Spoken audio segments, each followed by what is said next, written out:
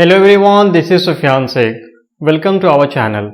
इस वीडियो में हम लोग क्लास 7 का chapter number 1 knowing our numbers के अंदर प्रॉपर्टीज ऑफ इंटीजर्स को कवर करने वाले हैं। प्रॉपर्टीज ऑफ इंटीजर्स के अंदर एक क्लोजर प्रॉपर्टीज है जो एडिशन, सब्सट्रैक्शन, मल्टीप्लिकेशन, डिवीजन तीनों के लिए आता है। उनको हम लोग कवर करेंगे, क्लोजर प्रॉपर्टीज को।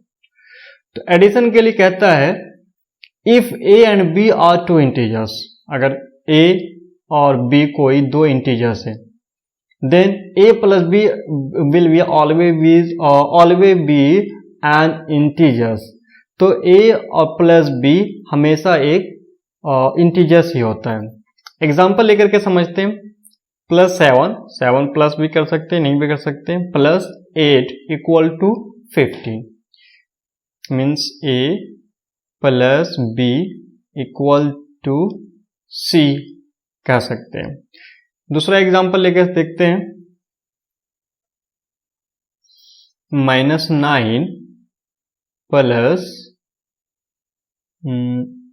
-7 equal to -9 minus plus -7 equal to -60।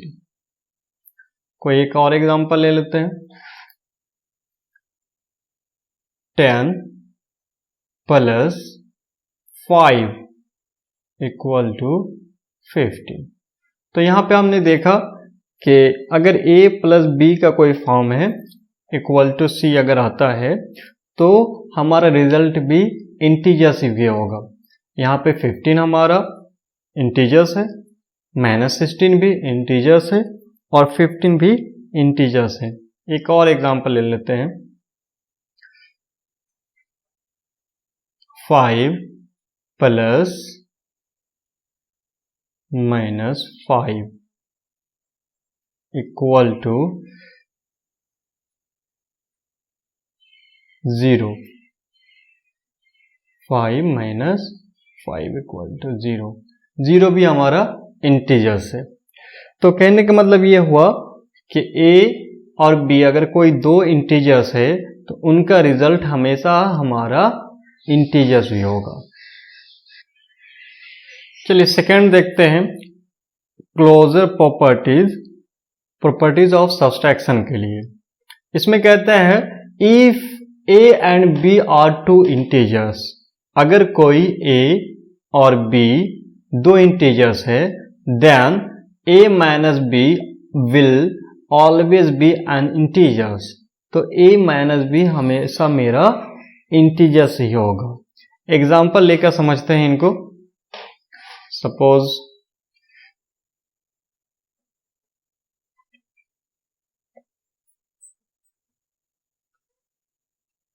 Three -2 equal to 1।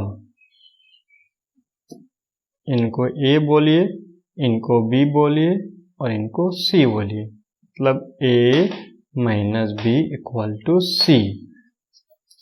एक और एग्जांपल लेकर समझते हैं इनको। 10 माइनस 15 इक्वल टू -5। 5 भी हमारा इंटीजर्स है। 10 माइनस 10 10 माइनस 10 इक्वल टू 0। 0 भी हमारा इंटीजर्स है। एक और एग्जांपल लेकर के समझते हैं। 3 minus 10 equal to 3 minus 10 equal to -7।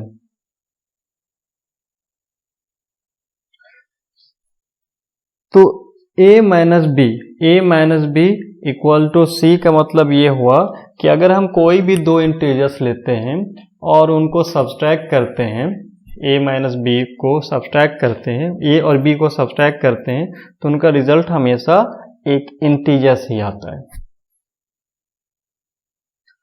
Next देखते हैं properties of integers, closure properties of multiplication के लिए। कहता है if A and B are two integers, अगर दो इंटीजर्स है ए और B, then A into B will always be an integer, तो ए इंटू बी हमेशा एक इंटीजर्स ही होगा। सपोज ए इंटू बी है तो हमेशा एक सी हमारा इंटीजर्स ही होगा। एग्जाम्पल लेकर समझते हैं इनको।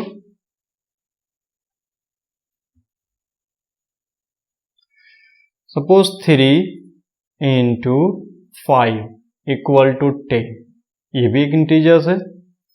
-3 into 5 -5 into 3 equal to 3 into 5 equal to 15, -3 into 5 equal to -15, ये भी एक इंटीजर्स है। आप कुछ भी ले लीजिए। 10 इंटू -3 इक्वल टू 30, -30 ये भी एक इंटीजर्स है। -5 इंटू -3 इक्वल टू +50, ये भी एक इंटीजर्स है। तो कहने का मतलब ये हुआ कि अगर कोई दो इंटीजर्स है और उनको हम मल्टीप्लाई करते हैं तो उनका रिजल्ट हमेशा एक इंटीजर्स ही होता है। नेक्स्ट देखते हैं closure properties, division properties of division के लिए। कहता है if A and B are not integers, if A and B are two integers, कहता है कि ए और बी कोई दो इंटीजर्स है, then a divide by b will not always be an integers, तो ए डिवाइड बाई बी हमेशा एक इंटीजर्स नहीं होता है।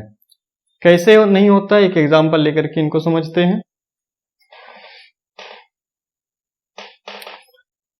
एग्जांपल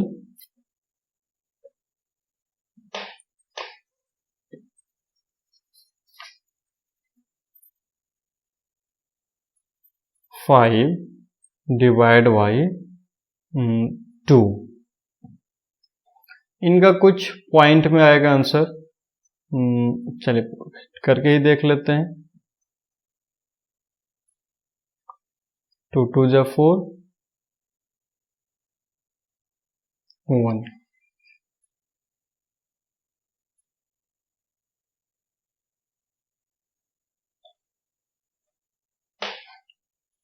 या 2.5, तो ये हमारा इंटीजर्स नहीं है।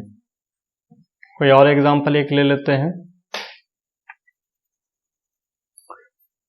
2 डिवाइड बाई 3, इनकी भी रिजल्ट 0.6 आएगा, ये भी हमारा इंटीजर्स नहीं है। कोई और ले लेते हैं। -4 डिवाइड बाई 0, 0 से किसी भी नंबर को अगर हम इंटीजर्स को डिवाइड करेंगे तो उनका आंसर नॉट डिफाइंड आएगा। आप कैलकुलेटर पे जाकर भी अगर ट्राई करते हैं किसी को भी 0 से डिवाइड करेंगे तो डिफाइंड नहीं आएगा, या एरर का आंसर आएगा। चलिए एक लास्ट एग्जांपल देख लेते हैं।